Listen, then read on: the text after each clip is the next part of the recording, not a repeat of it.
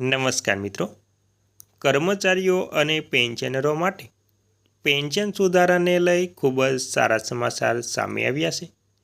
તો મિત્રો, શું છે પેન્શનને લઈ સારા સમાચાર તેની વાત કરીશું. તે પહેલાં તમે આપણી ચેનલમાં નવા હોય તો આપણી ચેનલને સબસ્ક્રાઈબ કરી લેજો, કેમ કે આવી કોઈ પણ નવી માહિતી આવે તે નોટિફિકેશન સૌથી પહેલાં તમને મળી જાય. અને મિત્રો, વિડીયો ગમે તો લાઈક પણ કરી દેજો.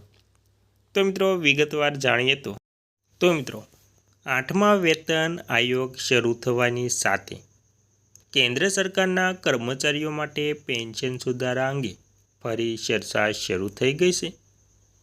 કર્મચારી સંગઠનોએ ફરીથી જૂની પેન્શન યોજના OPS પાછી લાવવાની માંગ કરી છે. કર્મચારી યુનિયનનું કહેવું છે કે નવી પેન્શન સિસ્ટમમાં પેન્શન કેટલી મળશે તેની ખાતરી નથી. તેથી સરકારે કર્મચારીઓ માટે ફરી જૂની પેન્શન યોજના લાગુ કરવી જોઈએ મિત્રો. અને મિત્રો, શું છે આખી વાત? તો કર્મચારી સંગઠનો જેમ કે કેન્દ્રીય સરકારી કર્મચારીઓ અને શ્રમિકોનું ફેડરેશન અને અખિલ ભારતીય ડિફેન્સ કર્મચારી સંઘ એ પોતાની માંગ NCGCMના સ્ટાફ સાઇડ ડ્રાફ્ટિંગ કમિટી સોંપી છે. નિયમોનું કહેવું છે કે સરકારે નેશનલ પેન્શન સિસ્ટમ અને નવી લાવવામાં આવેલી યુનિફાઈડ પેન્શન સિસ્ટમ બંને બંધ કરીને ફરી જૂની પેન્શન યોજના લાગુ કરવી જોઈએ.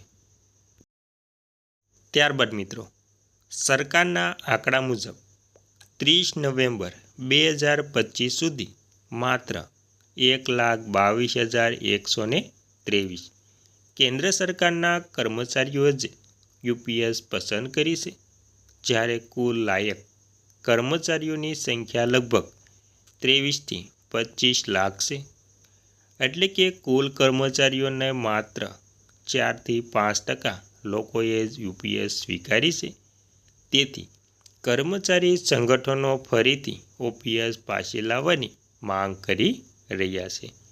અને મિત્રો, હવે જાણવું છે કે યુનિયન શું કહે છે.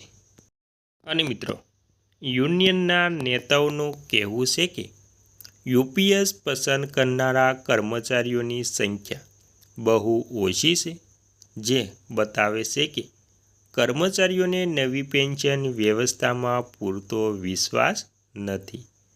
તેમના મુજબ જૂની પેન્શન યોજના OPSમાં નિવૃત્તિ પછી કર્મચારીઓને તેમના અંતિમ પગારના લગભગ 50% જેટલી પેન્શન મળતી હતી અને તેના પર મોંઘવારી ભથ્થું એટલે કે DA પણ મળતું હતું. જ્યારે NPSમાં પેન્શન બજારના રિટર્ન પર આધારિત હોય છે, તેથી ભવિષ્યમાં કેટલીક આવક મળશે તે નક્કી રહેતું નથી મિત્રો. અને મિત્રો, બીજી તરફ સરકારનો અભિગમ સ્પષ્ટ છે. સરકારનું કહેવું છે કે હાલ OPS ફરી લાગુ કરવાનો કોઈ પ્રસ્તાવ નથી. સરકારના મતે NPS લાંબા ગાળે સરકાર પર પડતા પેન્શનના ભારે ખર્ચને નિયંત્રિત કરવા માટે જરૂરી છે.